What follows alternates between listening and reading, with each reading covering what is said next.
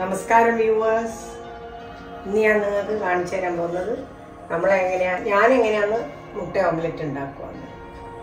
കുറേ കുട്ടികൾക്ക് അത് അറിയില്ല എന്ന് പറഞ്ഞിട്ട് അവർക്ക് വേണ്ടിയിട്ട് ഉണ്ടാക്കി കൊടുക്കും. ഇൻഗ്രീഡിയൻസ് ആണ് ഇത്. ഇത്ര ചെറിയൊരു സവാള, 2 പച്ചമുളക്, ഒരു പൊടി കഷ്ണം, ഒരു 1/2 ഇഞ്ച് പീസ് ഇഞ്ചി, കുറച്ച് കരിവേപ്പില ഇങ്ങനെ കശക്കി ഇതാക്കിയത്, 2 മുട്ട, നെയ്യ്, ഉപ്പ്. ഇത്രയും സാധനം ഇനി വേണം.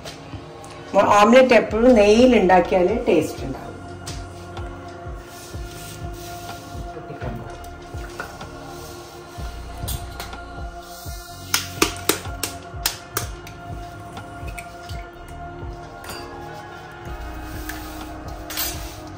രണ്ട് മുട്ട ഡബിൾ ഓംലെറ്റ് ഉണ്ടാക്കുന്നു.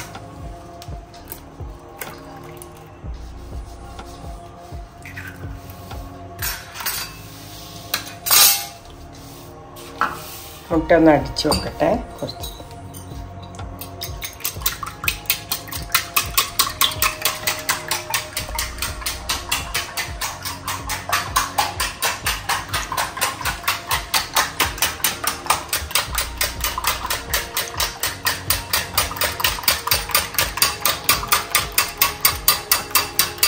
ഈ ഉപ്പ്, സവാള, പച്ചമുളക്, ഇഞ്ചി എല്ലാം കൂടി മിക്സ് ചെയ്യും. ഉപ്പിട്ട് ഉപ്പ് കുറച്ചേ വേണ്ടേ. ഉപ്പ് എപ്പോൾ ഓംലെറ്റിന് അധികമായി പോകും. അത്രേ വേണ്ടു. 1/2 ടീസ്പൂണും കൂടി വേണ്ട.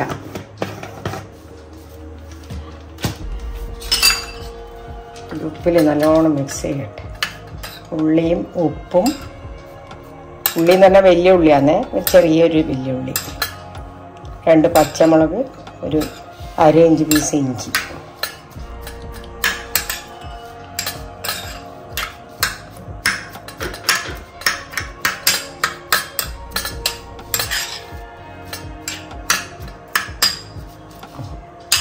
ഇത് ഞാൻ ഇതിലേക്ക് ചേർക്കാൻ പോകും.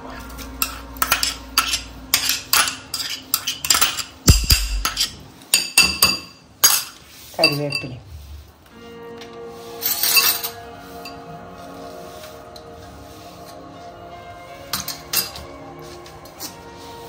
വീണ്ടും ഒന്ന് അടിക്കണം.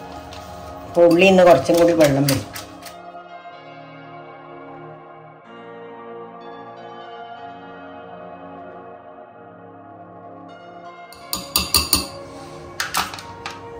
അതിനുവേണ്ടി ഞാൻ ദോശക്കല്ല് അടുപ്പത്ത് വെച്ചിട്ടുണ്ട്. കത്തിക്കാൻ പോകും.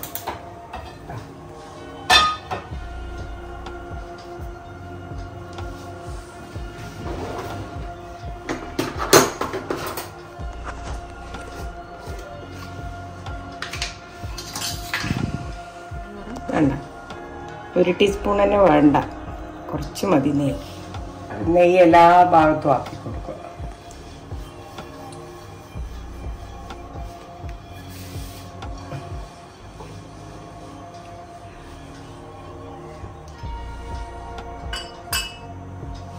ഇനി ഞാൻ ഓംലെറ്റ് വയ്ക്കാൻ 2 മിനിറ്റിൻ്റെ പണിയേ ഉള്ളൂ.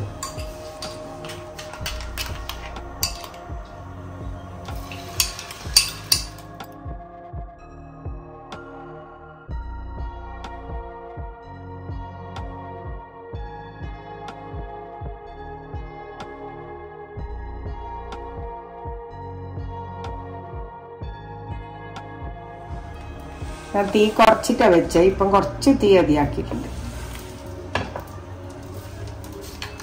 നല്ല ഒച്ച കേട്ടോ, നെയ്യിലിങ്ങനെ മൊരിയുന്ന ഒച്ചയാണ്.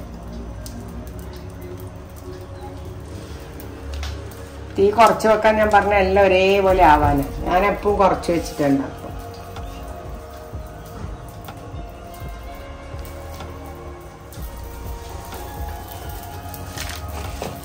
സൈഡ്സ് നല്ല ഇങ്ങനെ ഇളകി വരും.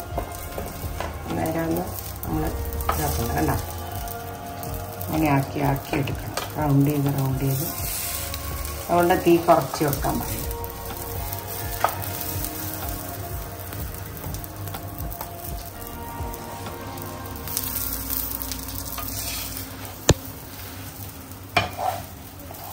ഞാൻ തീ കുറവിലാണ് വെച്ചിരിക്കുന്നത്.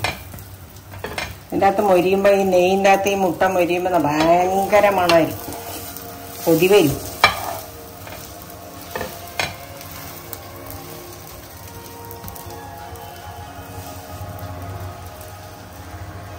ഇങ്ങനെ ഒഴിച്ചിട്ട് ഒന്നിങ്ങനെ തിരിക്കുമ്പോൾ ഈ കളർ വരുമ്പോൾ മെല്ലെ മെല്ലെ റോൾ ചെയ്ത് കൊടുക്കുക.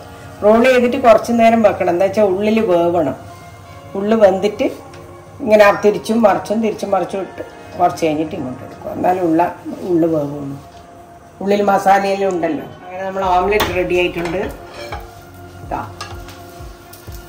സോസോ ബ്രെഡോ എന്താ വെച്ചാൽ കൂട്ടി കഴിക്കാം.